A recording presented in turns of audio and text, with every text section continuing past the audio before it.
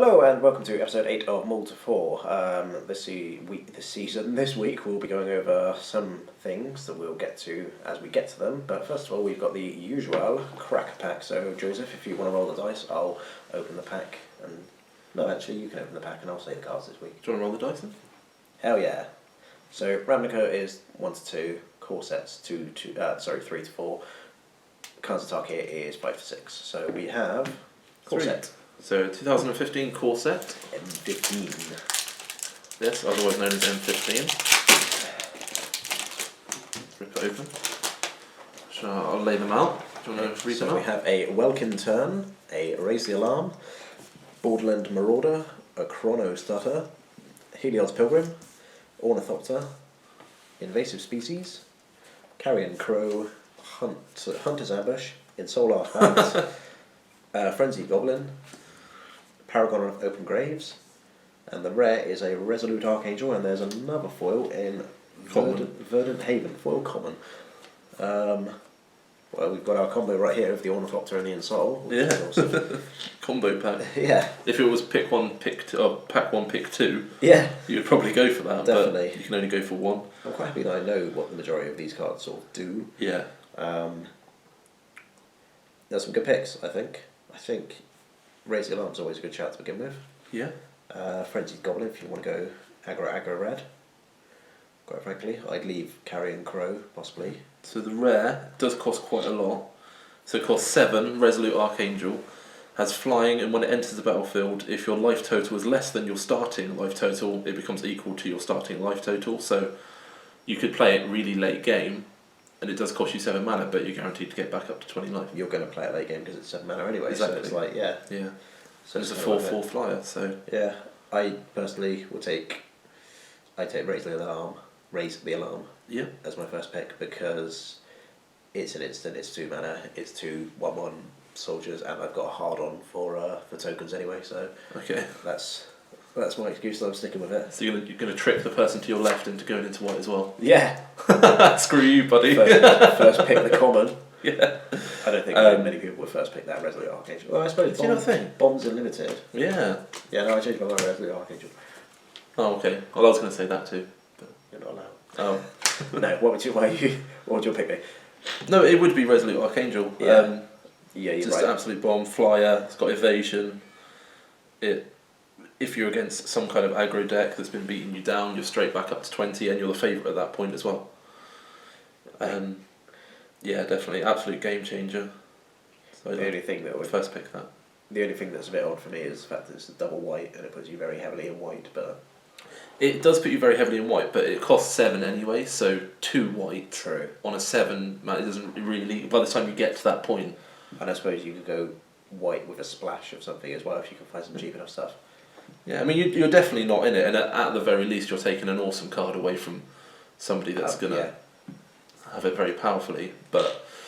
I'd say the Ornithopter would be in with a chance as well, because A, it's colourless, B, it's a 0 drop, and C, it's an O2 flyer.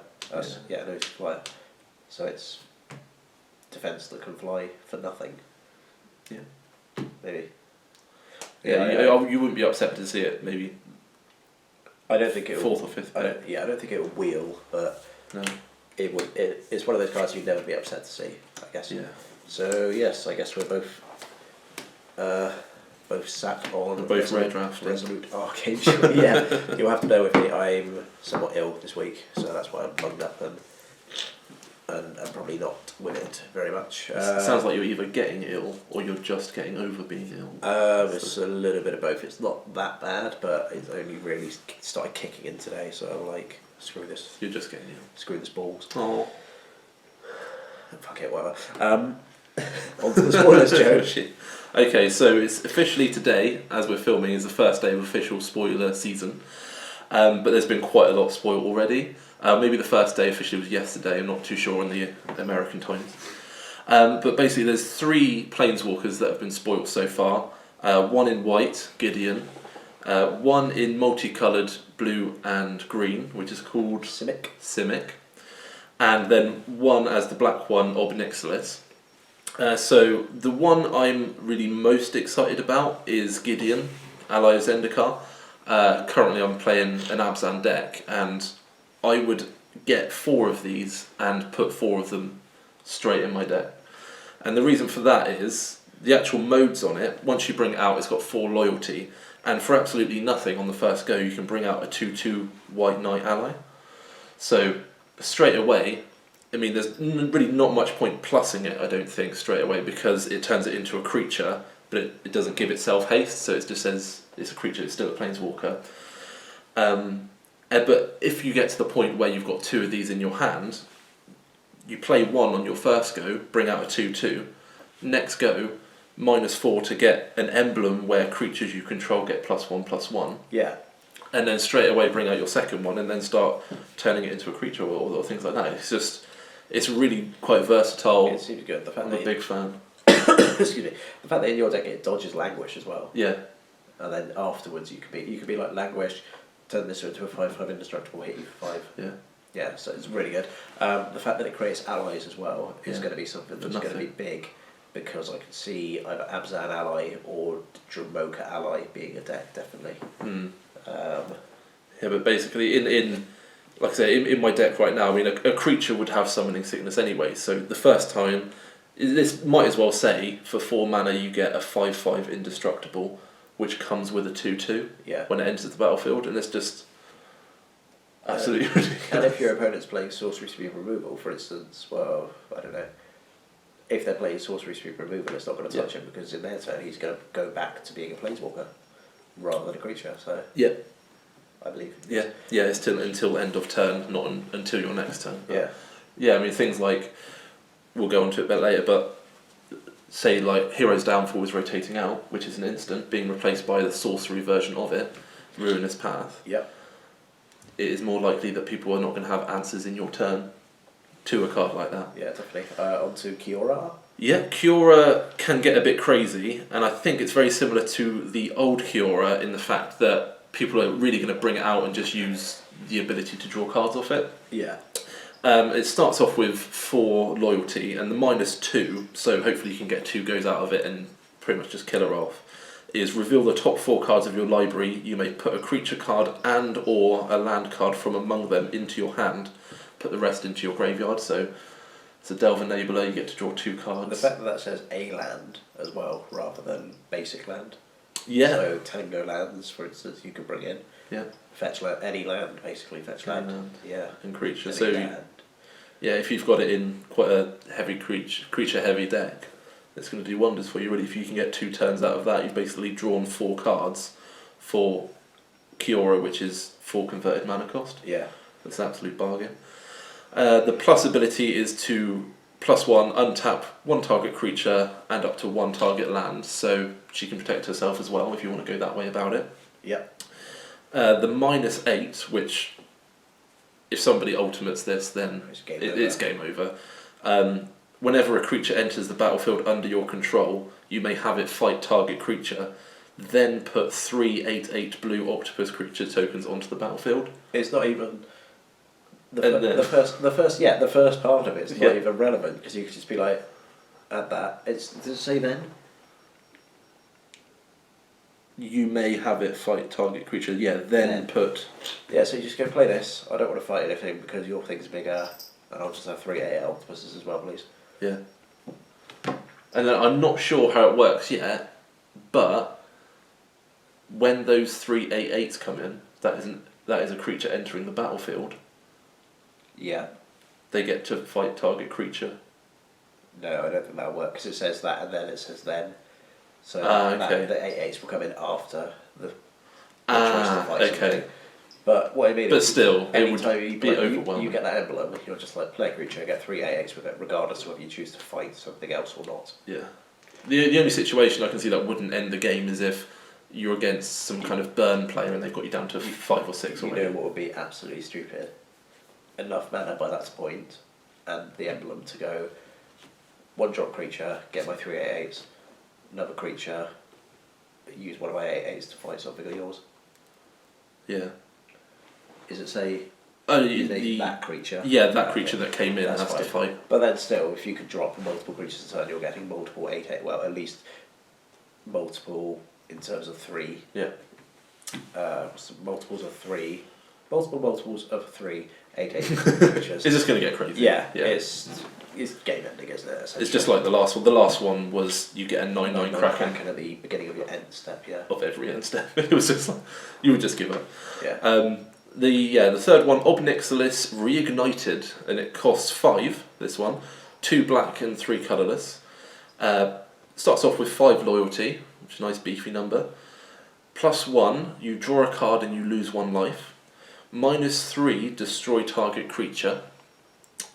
And then -8, target opponent gets an emblem with whenever a player draws a card, you lose 2 life. So I'm actually, I don't know where to stand on this one. I love that it can come in and straight away kill a creature that you're worried about. Yeah. That's what most people are going to use it for. Bring it in and kill something. But it is a 5 mana kill spell. Yeah. I suppose you survive for you to draw cards the next turn, but Yeah. yeah. I think it depends on the situation. I mean, it's not. I think there's a lot of matches where it's not the card you're going to want in your hand. No, So- to an extent. I've just realised I'm like way over on the side. Just get a bit more cosy with you, Joe. Yes, we should get on with the podcast rather than a laugh. Homosexual agenda. Yeah, so basically, you bring it in for 5 mana, you can kill stuff straight away, or you can go bring it for 5 mana, draw a card, I lose 1 life, which is superfluous anyway, because it's 1 life and it's not going to make that much of a difference unless you're staring down the barrel of a horrible, horrible field. I think this is going to be in a blue-black control deck of some sort, and someone's going to break it and essentially be casting Treasure Cruise Yeah. while they've got the emblem and going, well, It'll be I'll those. draw 3 cards and you lose 6 life. Yeah. It'll be those same crazy people that build a deck out of demonic packs. It's going to be. We have a cat as well. Yeah. Kitty. Hello, Mog. Mog. Which I'm thinking of renaming Ulamog. Mogcast. Which brings us nicely onto our next Yes. mythic rare, Ulamog. Ulamog, the Ceaseless Hunger, is, I'd say, the second most exciting creature for me, / really scared of it creature. I don't want people to break Eldrazi because it's going to just annoy me when they get out of hand. I think a lot of people that would have, be following Magic would already have seen this spoiled. But Ulamog, the Ceaseless Hunger, is a 10/10 that even if it gets countered, the fact that you cast it, you're able to exile 2 target permanents. So really flexible. It's basically 2 utter ends off 1 card, even if it doesn't resolve. No, it's better. No, it's not. Target permanents. Doesn't say non-land permanent. Oh, so they're Exile 2 better. of your land? Yeah. What? Yeah, if they've turned their land into monsters or something like that. Yeah, This is sure. not that happens, but this is ultimate exile those 2. Yeah. If you like that was a land and a 6. Yeah.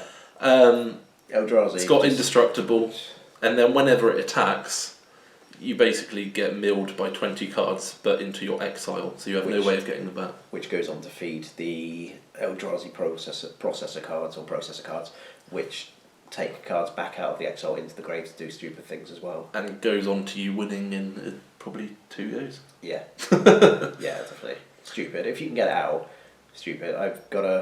We'll go into it in a minute more, but I played Eldrazi versus Zendikar over the weekend, which was really cool. But Eldrazi Temple was in that, which is a land, which says you can tap it for 1 colourless, or you can tap it for 2 colourless if you use it to cast Eldrazi spells. Oh, okay. So, and it's not legendary or anything, so 8 please. Nice. Okay, another one I'm really excited about, Mythic Rare, Undergrowth Champion, which I think is going to be a very expensive card. Kind of up there with Deathmist Raptor kind of cost quite quickly, so if you can get 4 on the cheap, do that. It basically costs the same as Deathmist Raptor, 2 green and 1. It's 2/2 that if damage would be dealt to it, while it has a +1/+1 counter on it, you prevent that damage and remove the counter. But whenever it also has landfall, where whenever a land comes in, it gets a +1/+1 counter, so it can have numerous counters on it. And I think it's going to get to the stage where you have that, you have the indestructible Ulamog, and when we're building decks, kind of once this deck comes in, or once this set comes in and M15 and Theros rotate out, there's going to have to be a lot more answers within exiling cards rather than destroying cards. Because I think there's just going to be so many ways to avoid To an extent. destruction. Something I didn't realise, like just how while you were saying that, still dies for an ultimate price. No one's going to be playing ultimate price because of the amount of colourless creatures running around. But Well, what if you played it on curve? no, you just kill yourself with an ultimate price. It says if it would be dealt damage. Yeah, if it would be dealt damage, Yeah. you remove the counter instead. Yeah, but stuff like ultimate price, heroes that all ruinous path don't actually deal damage, they just go kill it. So it's still going to die through removal. It's not like if it has a counter and if it would die, remove the counter, it's damage. So yeah, it'll protect it from I was thinking... it'll protect it from red spells. But anything that just says outright kill or bounce. I was just thinking a kill was damage.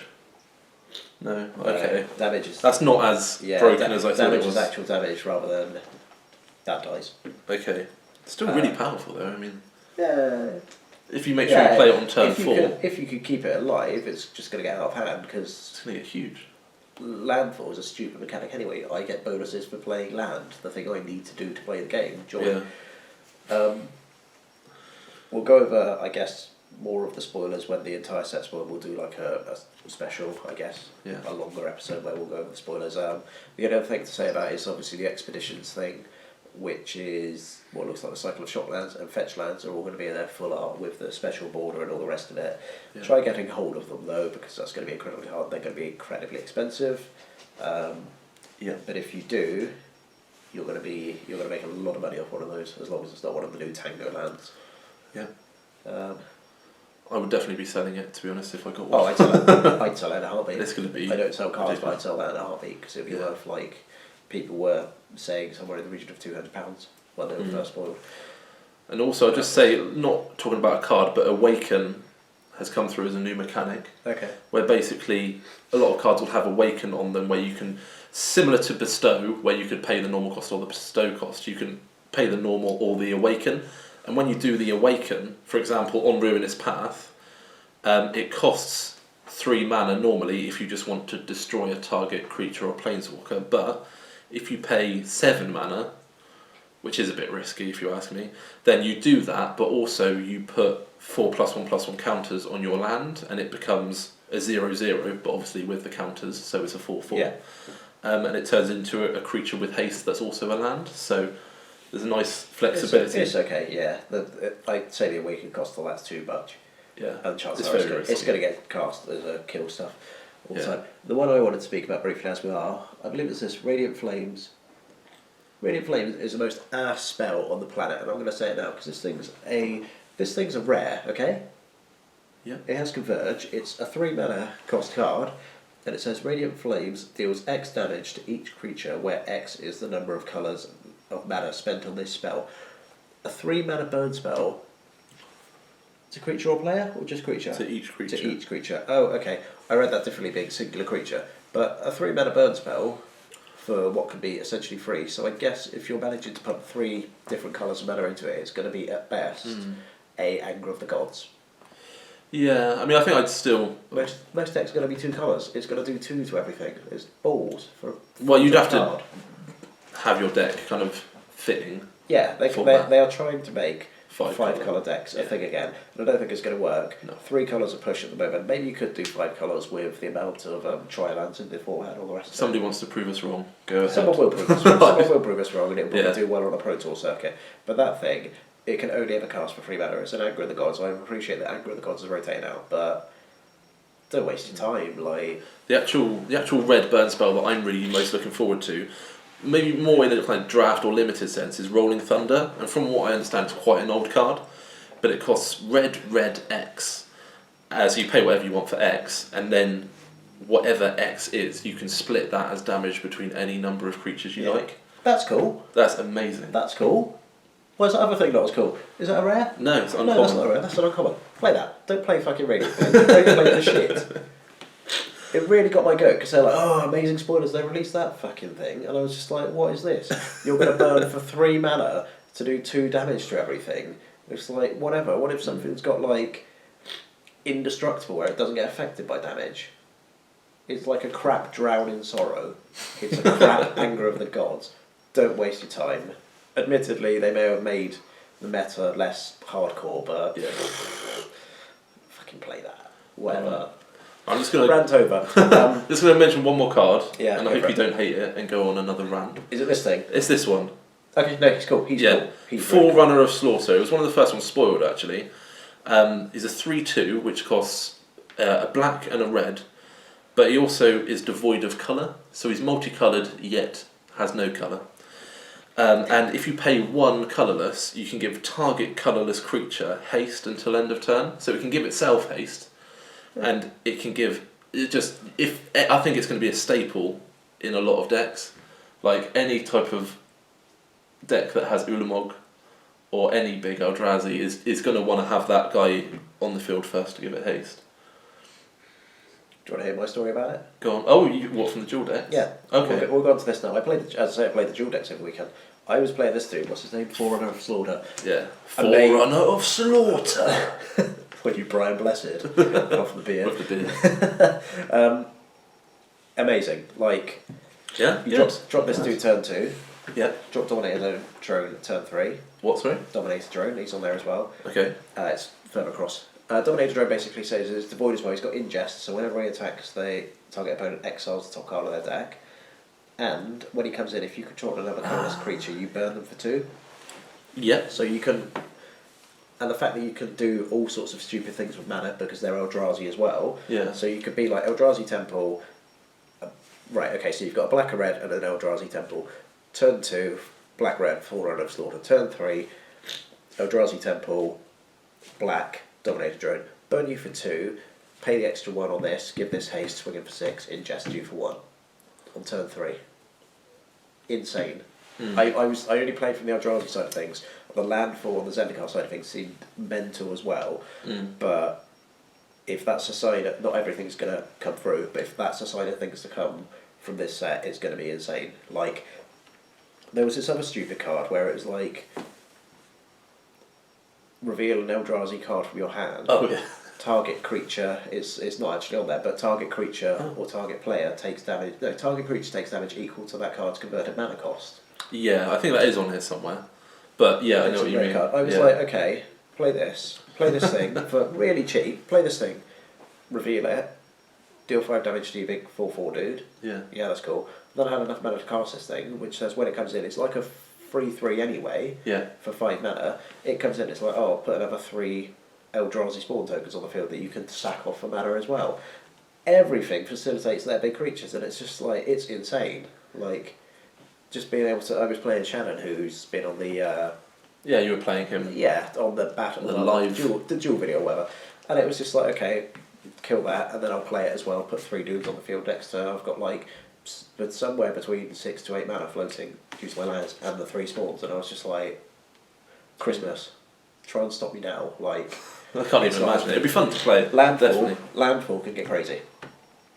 Landfall can get really crazy. There's this thing that you play it, and whenever you play a land, it has landfall. Whenever you play a land, you put a quest counter on it.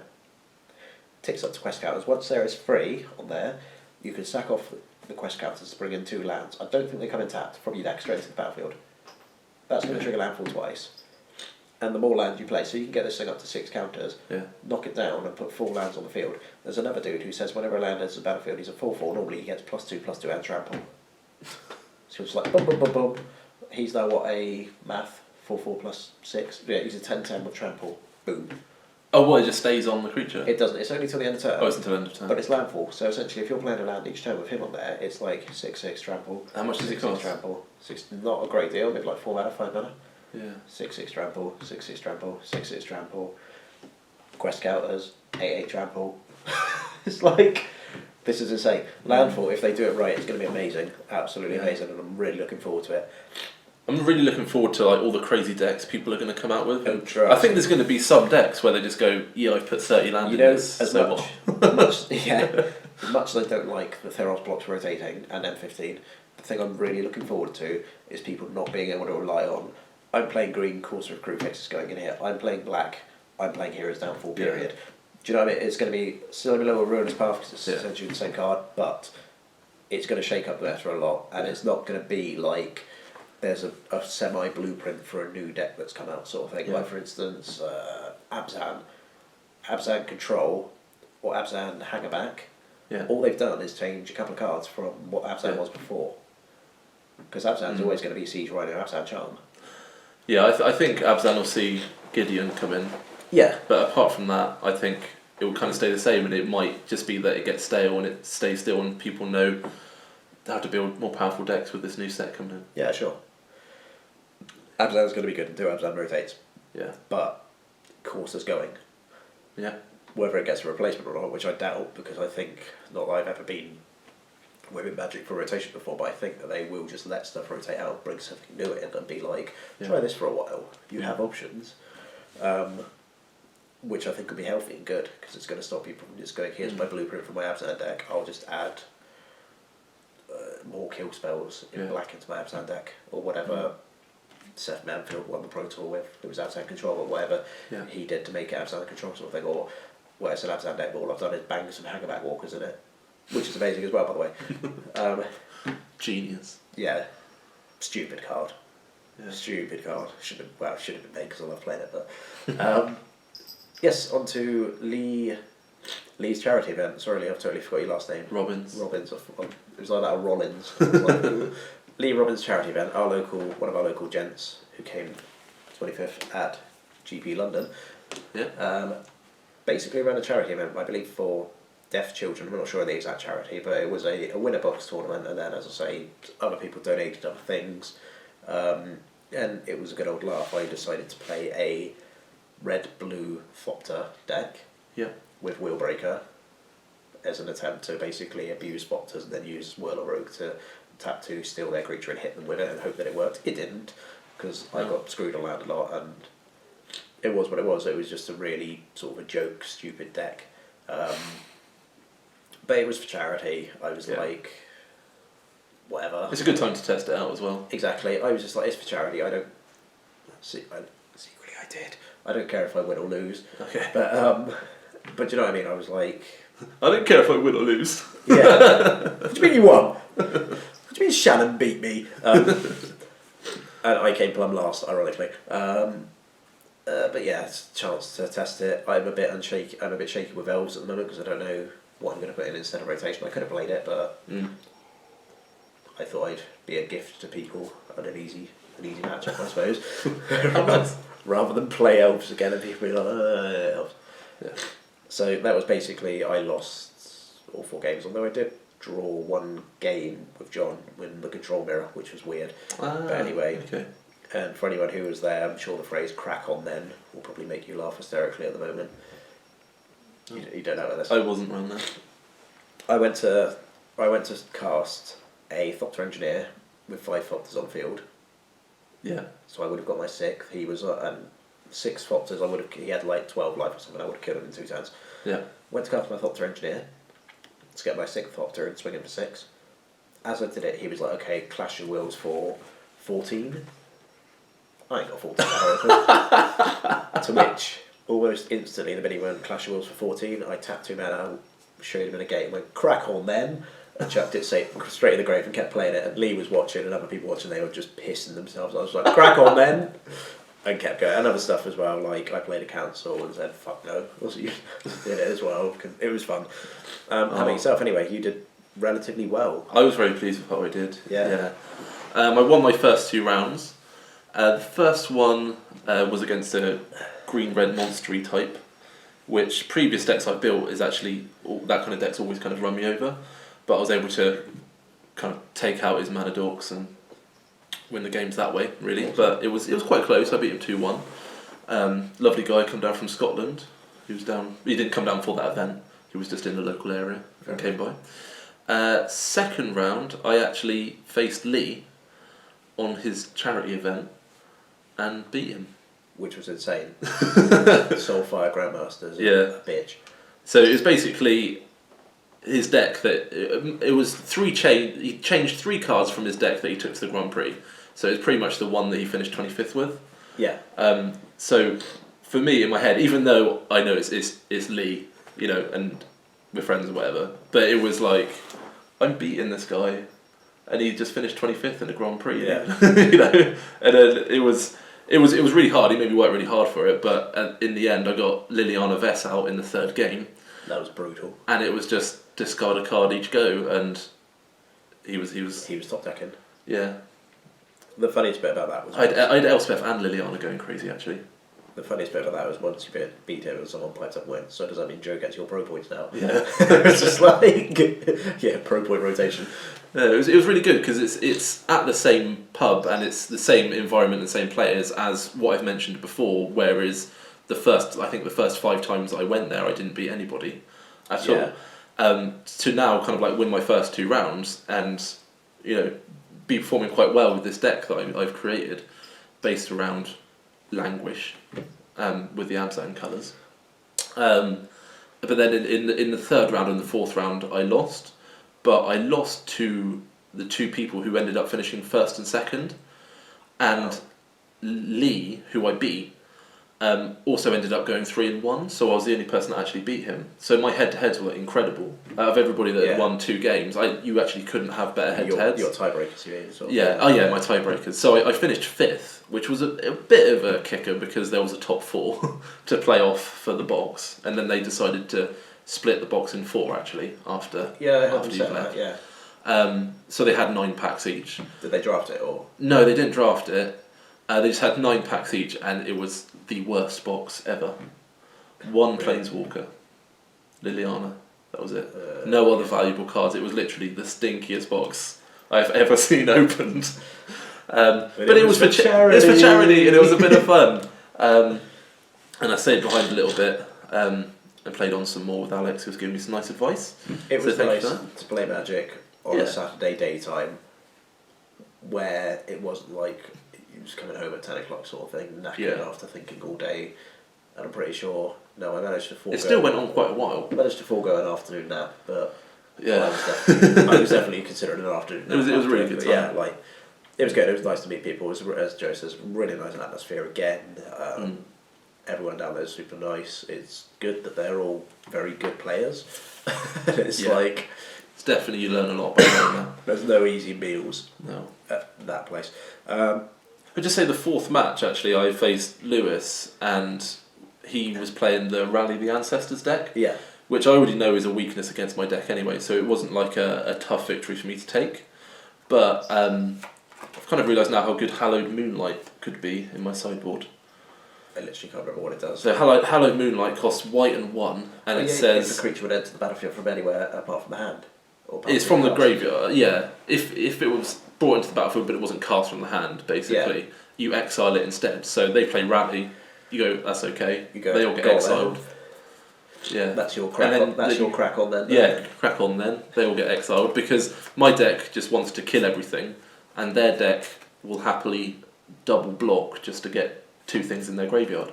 So they want them all dead to reanimate them and go for a big swing. Yeah. So yeah, it's a bit of a pain playing that deck, but hopefully 3 Hallowed Moonlight, 3 Duress in my sideboard should sort out those rallies, and that might be a winnable game for me in the future. Yeah, definitely. And you get to draw a card off Hallowed Moonlight as well. After that, win-win. Yeah. I saw Tragic Arrogance was getting banded about quite a lot as well. Yeah. I like it. I had 1 in my sideboard, but I never brought it in. Yeah. As a white board wipe rather than if you're not playing black, I guess. Or stuff that can hit more than just creatures. Yeah. Caesar wants to do something really stupid as well. I'm sure it was at the World Championships where he was like, Tragic Arrogance, the artifact you could keep is your Thopter, the creature you could keep is your Thopter. Yeah. Get rid of everything else, and he was just like, cry. Yeah, and there's enchantment artifacts as well. Yeah. Yeah, like Whip. Yeah, like Whip. Not sure you'd let him keep that. I mean, you might have to. No. The way that card is worded just sets it up to be stupid, though. Where it's like, you choose what your opponent sacrifices. So so nothing hexproof gets around it. It's like, so that was basically our experience over the last, I guess, 2 weeks. We didn't do it last week because we couldn't find the time. And as such, life's got a bit hectic, unfortunately. Now, but we will do this as often as possible. It may not be every week, I guess, but as and when, we'll try not to keep you waiting more than 2 weeks. No. That said, I'm not sure when our next one's going to be, but I did get some good news from one of our locals that we can film there, so I will hopefully be filming some of the pre-release for Battle for Zendikar. When is that? Is that 2 weeks? 27th, I believe, which is 2 weeks time. 3 weeks time. Yeah, 3 weeks time. 3 weeks time. Cool. Yeah, so that'll happen. Spoilers should be out by then, so we'll definitely have a spoiler episode, I guess. Yeah. Cool. But we'll see. So yes, that's been episode 8 of Multi 4. You can probably hear that I'm all croaky at the moment, but that's fine. Episode 8 of Multi 4. We will see you inevitably in the future. Goodbye. Thank you. Thanks for watching. Thank you. Bye. Crack on then. Subscribe. Crack on then.